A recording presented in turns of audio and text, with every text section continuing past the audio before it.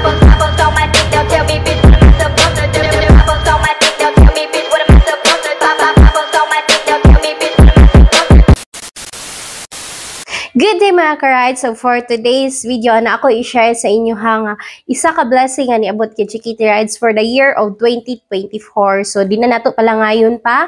Ug ako nang i-share sa inyo ang atong makauban for the year 2024 sa ato ang mga rides. Ang Chaoyang Philippine Star. So ayun, mag-thank you ko kay Boss Abloy, kuha ni Abloy.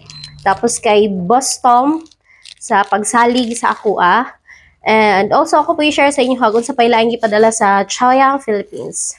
So naatay bowler. So kung gusto mo sa bowler, ako na siyang dalon always, panawag lang mo kung gusto ninyo. Tapos naapod tay t-shirt sa Chaoyang. Yan. And sleeve Chaoyang.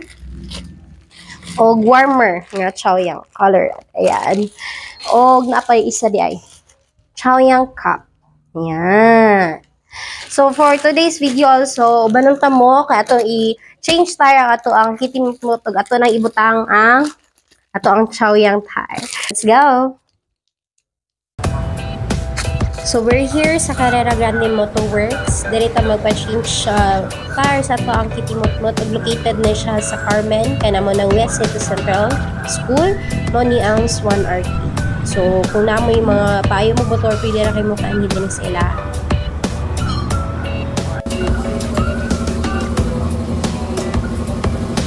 So, klaro man kaayo, no? Muna siya akong andaan nga tire sa rear tire na ako. So, medyo nipis na jud kaayo siya. O, neat na ginato mailisan. And we're thankful na natigaan tag chance ni Chaoyang Philippines na matry ang ilahang tires.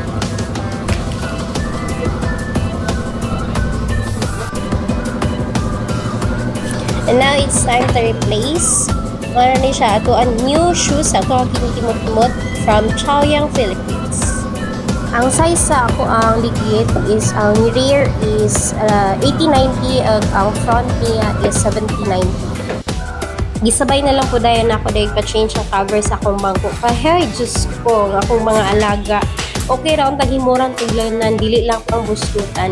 So, kinsay ka-relate din ha nga na ay mga cat nga mga alaga.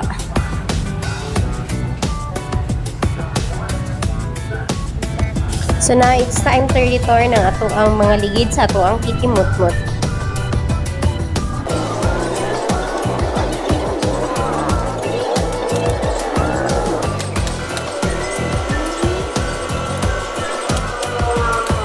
And now, our kitimot-mot is ready for the long ride.